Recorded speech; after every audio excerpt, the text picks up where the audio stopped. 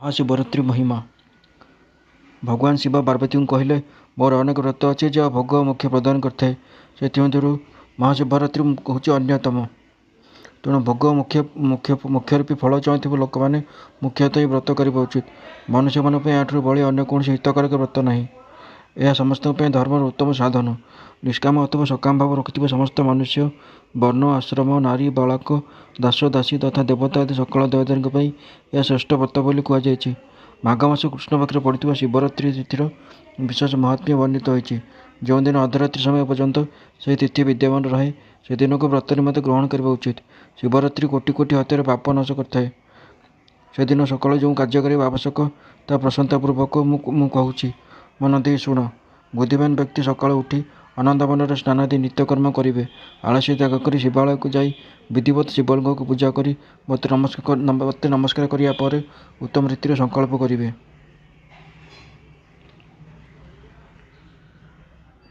देवदेव महादेव नीलकंठ आपण को नमस्कार। हे देव मु आपण को शिवरात्रि व्रत अनुष्ठान करने चाहूँगी। देवेश्वर आपण प्रभाव यह व्रत निर्विघ्न पूर्ण हो और कामादि शत्रु मत पीड़ा न दिंतु। एपरि संकल्प करी पूजा सामग्री संग्रह करेंगे और उत्तम स्थान जो शास्त्र प्रसिद्ध शिवलिंग थे सेठाक रात्रि जाई स्वयं विधि विधान संपादन करेंगे। तापर शिव दक्षिण व पश्चिम भाग सुंदर स्थान समस्त पूजा सामग्री को सजाई रखिए। तापर सेठारे आउ थे स्नान करेंगे। स्नान पर सुंदर वस्त्र उपवीत धारण कर 3 थर आचमन कराया पर पूजा आरंभ करेंगे। जो मंत्र पढ़ी जो द्रव्य देवर विधान अच्छी ताकू अनुसरण कर पूजा करेंगे। बिना मंत्र महादेव को पूजा करने उचित नुहे। गीत वाद्य नृत्य इत्यादि सहित भक्ति भाव में रात्रि प्रथम प्रहर पूजा सारी विद्वान व्यक्ति मंत्र जप करेंगे।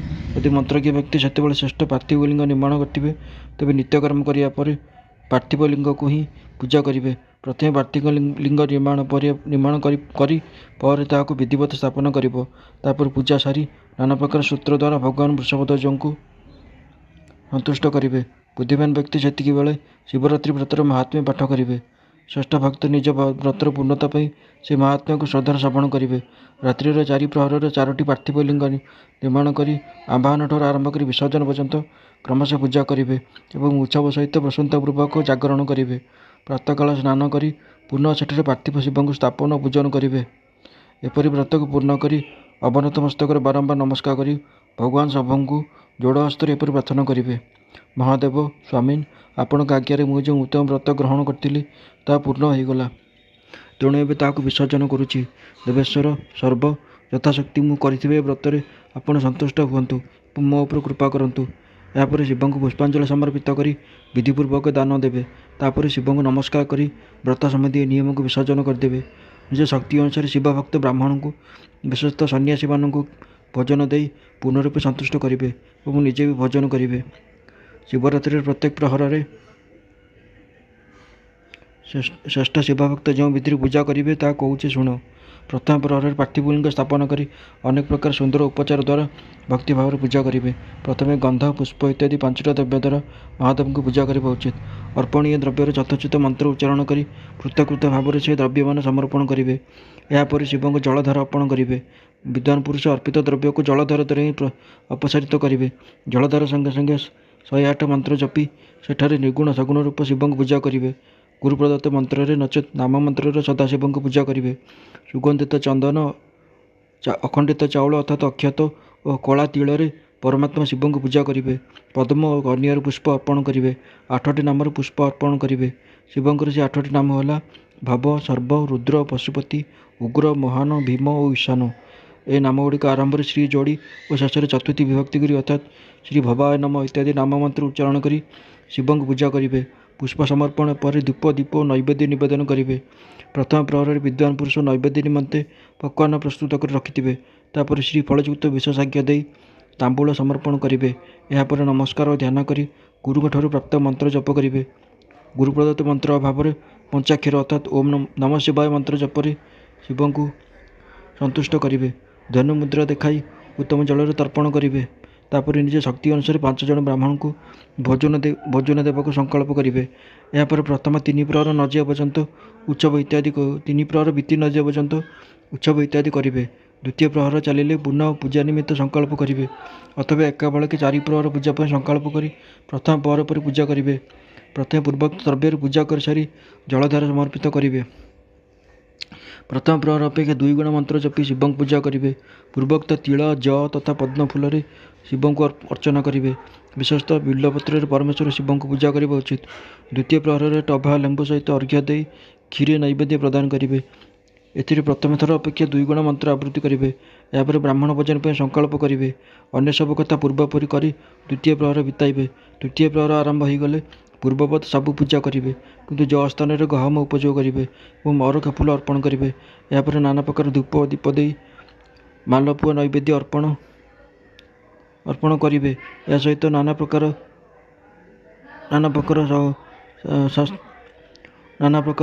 ଅନ୍ନ ମଧ୍ୟ ଅର୍ପଣ କରିବେ। ଏଭଳି ଭାବରେ ନାନା ପ୍ରକାର ଶାଗ ମଧ୍ୟ ଅର୍ପଣ କରିବେ। ଏପରି ଭାବରେ ପୂଜା କରିସାରି କର୍ପୂର ଆଳତି କରିବେ। ଡାଳିମ୍ବ ଫଳ ସଙ୍ଗେ ଅର୍ଘ୍ୟ ଦେବେ ଏବଂ ଦ୍ୱିତୀୟ ପ୍ରହର ଠାରୁ 2 ଗୁଣ ମନ୍ତ୍ର ଜପିବେ। ଏହାପରେ ଦକ୍ଷିଣା ସହିତ ବ୍ରାହ୍ମଣ ଭୋଜନ କରାଇବା ପାଇଁ ସଂକଳ୍ପ କରିସାରି ତୃତୀୟ ପ୍ରହରର ଅବଶିଷ୍ଟ ସମୟକୁ ଉତ୍ସବ ଆଦିରେ ବିତାଇବେ। ଚତୁର୍ଥ ପ୍ରହର ଆସିବା ପରେ ତୃତୀୟ ପ୍ରହର ପୂଜାକୁ ବିସର୍ଜନ କରିବେ। ପୁନଃ ଆବାହନ ଆଦି କରି ବିଧିବତ ପୂଜା କରିବେ। ବିରି ପ୍ରିୟଙ୍ଗୁ ମୃଗ ସପ୍ତଧାନ୍ୟ ଶଙ୍ଖପୁଷ୍ପୀ ଓ ବିଲ୍ୱପତ୍ରରେ ପରମେଶ୍ୱର ଶିବଙ୍କୁ ପୂଜା କରିବେ। ସେ ପ୍ରହରରେ ନାନା ପ୍ରକାର ମିଠାଇ ନୈବେଦ୍ୟ ଅର୍ପଣ କରିବେ ଅଥବା ବିରି ବରା ଇତ୍ୟାଦିରେ ଶିବଙ୍କୁ ସନ୍ତୁଷ୍ଟ କରିବେ। କଦଳୀ ଓ ଅନ୍ୟାନ୍ୟ ବିବିଧ ଫଳ ସହିତ ଶିବଙ୍କୁ ଅର୍ଘ୍ୟ ଦେବେ। ତୃତୀୟ ପ୍ରହରର 2 ଗୁଣ ମନ୍ତ୍ର ଜପିବେ ଓ ବ୍ରାହ୍ମଣ ଭୋଜନର ସଂକଳ୍ପ କରିବେ। ଗୀତ ବାଦ୍ୟ ଓ ନୃତ୍ୟରେ ଶିବଙ୍କ ଆରାଧନା ପୂର୍ବକ ସମୟ ବିତାଇବେ। ଭକ୍ତଜନ ସୂର୍ଯ୍ୟୋଦୟ ହେବା ପର୍ଯ୍ୟନ୍ତ ମହାନ ଉତ୍ସବ କରିବେ। ଅରୁଣୋଦୟ ହୋଇଗଲେ ପୁନଃ ସ୍ନାନ କରି ନାନା ପ୍ରକାର ପୂଜା ଉପଚାର ଓ ଉପହାର ଦ୍ୱାରା ଶିବଙ୍କୁ ଅର୍ଚ୍ଚନା କରିବେ। ତାପରେ ନିଜର ଅଭିଷେକ କରାଇବେ। ନାନା ପ୍ରକାର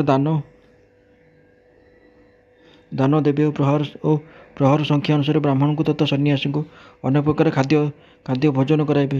ଏହାପରେ ଶିବଙ୍କୁ ନମସ୍କାର କରି ପୁଷ୍ପାଞ୍ଜଳି ଦେବେ ଓ ବୁଦ୍ଧିମାନ ବ୍ୟକ୍ତି ଉତ୍ତମ ପ୍ରକାର ସ୍ତୁତି କରି ନିମ୍ନାଙ୍ଗିତ ମନ୍ତ୍ରରେ ପ୍ରାର୍ଥନା କରିବେ। ହେ ସୁଖଦାୟକ କୃପାନିଧନ ଶିବ, ମୁଁ ଆପଣଙ୍କର ଏବଂ ମୋର ପ୍ରାଣ ଆପଣଙ୍କ ଉପରେ ଅବଲମ୍ବିତ। ଏପରି ଜାଣି ଆପଣ ଯାହା ଉଚିତ ମନେ କରୁଛନ୍ତି ତାହା କରନ୍ତୁ। ଭୂତନାଥ, ମୁଁ ଜାଣି ଶୁଣି ବା ଅଜାଣତରେ ଯେଉଁ ଜପ ଓ ପୂଜନ ଆଦି କରିଛି ତାହାକୁ ବୁଝି ଆପଣ ଦୟାସାଗର ହୋଇଥିବାରୁ ମୋ ଉପରେ ପ୍ରସନ୍ନ ହୁଅନ୍ତୁ। ସେହି ଉପବାସ ବ୍ରତର ଯାହା ଫଳ ହୋଇଥିବ ତାଦ୍ୱାରା ସୁଖଦାୟକ ଭଗବାନ ଶଙ୍କର ମୋ ଉପରେ ପ୍ରସନ୍ନ ହୁଅନ୍ତୁ। ମହାଦେବ, ମୋ କୂଳରେ ସଦା ଆପଣଙ୍କର ଭଜନ ହେଉଥାଉ। ଯେଉଁ କୂଳରେ ଆପଣ ଇଷ୍ଟଦେବ ହୋଇନଥିବେ ସେଠାରେ ମୋର କଦାପି ଜନ୍ମ ନ ହେଉ। ଏହି ରୂପେ ପ୍ରାର୍ଥନା କରିବା ପରେ ଶିବଙ୍କୁ ପୁଷ୍ପାଞ୍ଜଳି ଦେଇ ବ୍ରାହ୍ମଣଙ୍କଠାରୁ ତିଳକ ଓ ଆଶୀର୍ବାଦ ଗ୍ରହଣ କରିବେ। ଏହାପରେ ଶମ୍ଭୁଙ୍କୁ ବିସର୍ଜନ କରିଦେବେ। ହେ ବିଷ୍ଣୁ, ଯେ ଏହି ପ୍ରକାର ବ୍ରତ କରେ ତାଠାରୁ ମୁଁ ଦୂରରେ ରହେ ନାହିଁ। ଏହି ବ୍ରତର ଫଳକୁ ବର୍ଣ୍ଣନା କରାଯାଇ ପାରିବ ନାହିଁ। ମୋ ପାଖରେ ଏପରି କୌଣସି ବସ୍ତୁ ନାହିଁ ଯାହା ମୁଁ ଶିବରାତ୍ରି ବ୍ରତ କରିଥିବା ଭକ୍ତକୁ ଦେଇ ନ ପାରିବି। ଯେଉଁ ବ୍ୟକ୍ତି ଅନାୟାସରେ ଏ ବ୍ରତ ପାଳନ କରିଥାଏ ତା ହୃଦୟରେ ଅବଶ୍ୟ ମୁକ୍ତିର ବୀଜ ବପନ ହୋଇଯାଇଛି ବୋଲି ଜାଣ। ମନୁଷ୍ୟ ପ୍ରତି ମାସରେ ଭକ୍ତିପୂର୍ବକ ଶିବରାତ୍ରି ବ୍ରତ କରିବା ଉଚିତ। ଏହାପରେ ବ୍ରତ ଉଦ୍ଯାପନ କରି ମନୁଷ୍ୟ ସାଙ୍ଗପାଙ୍ଗ ଫଳ ଲାଭ କରେ। ଏହି ବ୍ରତ କରୁଥିବା ଉପାସକର ସମସ୍ତ ଦୁଃଖ ମୁଁ ଦୂର କରିଦିଏ ଏବଂ ତାକୁ ଭୋଗ ମୋକ୍ଷ ଇତ୍ୟାଦି ସମସ୍ତ ମନବାଞ୍ଛିତ ଫଳ ପ୍ରଦାନ କରେ। ସୂତ କହିଲେ, ହେ ମୁନିଗଣ, ଭଗବାନ ଶିବଙ୍କର ପରମ ହିତକାରକ ଅଦ୍ଭୁତ ବଚନ ଶୁଣିସାରି ବିଷ୍ଣୁ ତାଙ୍କର ସ୍ୱଧାମକୁ ଫେରିଗଲେ। ଏହାପରେ ନିଜର ସର୍ବବିଧ କଲ୍ୟାଣ ଚାହୁଁଥିବା ଭକ୍ତଙ୍କ ମଧ୍ୟରେ ଏହି ଉତ୍ତମ ବ୍ରତର ପ୍ରଚାର ହୋଇଗଲା। ଏକଦା କେଶବ ନାରଦଙ୍କୁ ଏହି ଭୋଗ ଓ ମୋକ୍ଷ ପ୍ରଦାୟକ ଦିବ୍ୟ ଶିବରାତ୍ରି ବ୍ରତ ବିଷୟରେ ବର୍ଣ୍ଣନା କରିଥିଲେ। ଶିବରାତ୍ରି ବ୍ରତର ଉଦ୍ଯାପନ ବିଧି। ଋଷି କହିଲେ, ସୂତ ମହାଭାଗ, ଏବେ ଆମକୁ ଶିବରାତ୍ରି ବ୍ରତର ଉଦ୍ଯାପନ ବିଧି ବିଷୟରେ କୁହନ୍ତୁ, ଯାହା ପାଳନ କଲେ ସାକ୍ଷାତ ଶିବ ନିଶ୍ଚିତ ରୂପେ ପ୍ରସନ୍ନ ହୁଅନ୍ତି। ସୂତ କହିଲେ, ଋଷିଗଣ, ତୁମେମାନେ ଶୁଣ। ଏହାକୁ ପାଳନ କଲେ ବ୍ରତଟି ଅବଶ୍ୟ ପୂର୍ଣ୍ଣ ଫଳ ପ୍ରଦାନ କରିଥାଏ। ଅବିରତ 14 ବର୍ଷ ପର୍ଯ୍ୟନ୍ତ ଶିବରାତ୍ରି ବ୍ରତ ପାଳନ କରିବା ଉଚିତ। ତ୍ରୟୋଦଶୀ ଦିନ ଗୋଟିଏ ଓଳି ଭୋଜନ କରି ଚତୁର୍ଦ୍ଦଶୀ ଦିନ ପୂର୍ଣ୍ଣ ଉପବାସ କରିବେ। ଶିବରାତ୍ରି ଦିନ ନିତ୍ୟକର୍ମ ସମ୍ପନ୍ନ କରି ଶିବାଳୟକୁ ଯାଇ ବିଧିପୂର୍ବକ ଶିବ ପୂଜା କରିବେ। ଏହାପରେ ସେଠାରେ ଯତ୍ନପୂର୍ବକ ଗୋଟିଏ ଦିବ୍ୟ ମଣ୍ଡଳ ତିଆରି କରିବେ, ଯାହାକି ତ୍ରିଲୋକରେ ଗୌରୀ ତିଲକ ନାମରେ ପ୍ରସିଦ୍ଧ। ତାହାର ମଧ୍ୟଭାଗରେ ଦିବ୍ୟ ଲିଙ୍ଗୋତ୍ତଭଦ୍ର ମଣ୍ଡଳ ନିର୍ମାଣ କରିବେ ଅଥବା ମଣ୍ଡପ ଭିତରେ ସର୍ବତଭଦ୍ର ମଣ୍ଡଳ ନିର୍ମାଣ କରିବେ। ଏଠାରେ ପ୍ରଜାପତି ନାମକ କଳସମାନ ସ୍ଥାପନ କରିବା ଉଚିତ। ସେହି ଶୁଭ କଳସଗୁଡ଼ିକରେ ବସ୍ତ୍ର, ଫଳ ଓ ଦକ୍ଷିଣା ଅର୍ପଣ ହୋଇଥିବା ଆବଶ୍ୟକ। ସେଗୁଡ଼ିକ ମଣ୍ଡପର ପୂର୍ବ ପାର୍ଶ୍ୱଭାଗରେ ଯତ୍ନପୂର୍ବକ ସ୍ଥାପିତ କରିବେ। ମଣ୍ଡପର ମଧ୍ୟଭାଗରେ ଗୋଟିଏ ସୁନାର ବା ତମ୍ବା ଆଦି ଅନ୍ୟ ଧାତୁର କଳସ ସ୍ଥାପନ କରିବେ। ପ୍ରତି ବ୍ୟକ୍ତି ସେହି କଳସ ଉପରେ ପାର୍ବତୀଙ୍କ ସମେତ ଶିବଙ୍କର ସୁବର୍ଣ୍ଣ ପ୍ରତିମା ରଖିବେ। ସେହି ପ୍ରତିମା ଗୋଟିଏ ଫଳ ଅଥବା ଅଧା ପଳ ପରିମାଣ ହେବା ଉଚିତ, ନଚେତ୍ ନିଜ ସାମର୍ଥ୍ୟ ଅନୁସାରେ ପ୍ରତିମା ନିର୍ମାଣ କରିବେ। ବାମ ଭାଗରେ ପାର୍ବତୀଙ୍କର ଓ ଦକ୍ଷିଣ ଭାଗରେ ଶିବଙ୍କର ପ୍ରତିମା ସ୍ଥାପନ କରି ରାତିରେ ତାଙ୍କୁ ପୂଜା କରିବେ। ଆଳସ୍ୟ ଛାଡ଼ି ପୂଜା କାର୍ଯ୍ୟ କରିବା ଉଚିତ। ସେ କାର୍ଯ୍ୟ ପାଇଁ 4 ଜଣ ଋତ୍ୱିଜଙ୍କ ସଙ୍ଗେ ଜଣେ ପବିତ୍ର ଆଚାର୍ଯ୍ୟଙ୍କୁ ବରଣ କରିବେ ଏବଂ ସେମାନଙ୍କର ଆଜ୍ଞା ନେଇ ଭକ୍ତିପୂର୍ବକ ଶିବଙ୍କୁ ପୂଜା କରିବେ। ରାତ୍ରିର ପ୍ରତ୍ୟେକ ପ୍ରହରରେ ପୃଥକ୍ ପୃଥକ୍ ପୂଜା କରି ରାତ୍ରି ଜାଗରଣ କରିବେ। ବ୍ରତୀ ବ୍ୟକ୍ତି ଭଗବତ ସମ୍ବନ୍ଧୀୟ କୀର୍ତ୍ତନ, ଗୀତ, ନୃତ୍ୟ ଇତ୍ୟାଦିରେ ରାତି ବିତାଇବେ। ଏହିପରି ବିଧିବତ ପୂଜା ଦ୍ୱାରା ଶିବଙ୍କୁ ସନ୍ତୁଷ୍ଟ କରି ସକାଳେ ପୁନଃ ପୂଜନ କରିବା ପରେ ବିଧିପୂର୍ବକ ହୋମ କରିବେ ଏବଂ ଯଥାଶକ୍ତି ପ୍ରାଜାପତ୍ୟ ବିଧାନ କରିବେ। ତାପରେ ବ୍ରାହ୍ମଣମାନଙ୍କୁ ଭକ୍ତି ଭାବରେ ଭୋଜନ କରାଇବେ ଓ ଯଥାଶକ୍ତି ଦାନ ଦେବେ। ଏହାପରେ ବସ୍ତ୍ର, ଅଳଙ୍କାର ଓ ଆଭୂଷଣ ଦ୍ୱାରା ଋତ୍ୱିଜ ସମ୍ପତ୍ତିକୁ ଅଳଙ୍କୃତ କରି ସେମାନଙ୍କୁ ବିଧିପୂର୍ବକ ପୃଥକ୍ ପୃଥକ୍ ଦାନ ଦେବେ। ଏହାପରେ ଶିବଙ୍କ ପ୍ରଶାନ୍ତ ଆଶାରେ ଆବଶ୍ୟକ ସାମଗ୍ରୀ ସହିତ ଶବଚ୍ଛା ଧେନୁ ଆଚାର୍ଯ୍ୟଙ୍କୁ ଦାନ କରିବେ।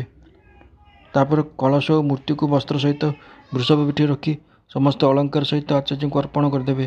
ଏହାପରେ କରଯୋଡ଼ି ଅବନତ ମସ୍ତକରେ ମହାପ୍ରଭୁ ମହେଶ୍ୱରଙ୍କୁ ପ୍ରେମ ଗଦ୍ଗଦ ବାଣୀରେ ପ୍ରାର୍ଥନା କରିବେ। ହେ ଦେବଦେବ ମହାଦେବ, ହେ ଶରଣାଗତ ବତ୍ସଳ, ହେ ଦେବେଶ୍ୱର, ଏହି ବ୍ରତରେ ସନ୍ତୁଷ୍ଟ ହୋଇ ଆପଣ ମୋ ଉପରେ କୃପା କରନ୍ତୁ। ଶିବଶଙ୍କର, ମୁଁ ଭକ୍ତି ଭାବରେ ଏହି ବ୍ରତ ପାଳନ କରିଛି। ଏଥିରେ ଯାହା କିଛି ନ୍ୟୁନତା ରହିଯାଇଥିବ ଆପଣଙ୍କ ପ୍ରସାଦରୁ ତାହା ପୂର୍ଣ୍ଣ ହୋଇଯାଉ। ହେ ଶଙ୍କର, ମୁଁ ଅଜ୍ଞାନରେ ବା ଜାଣି ଶୁଣି ଯାହା କିଛି ପୂଜା କରିଛି ତାହା ଆପଣଙ୍କ କୃପାରୁ ସଫଳ ହେଉ। ଏପରି କହି ପରମାତ୍ମା ଶିବଙ୍କୁ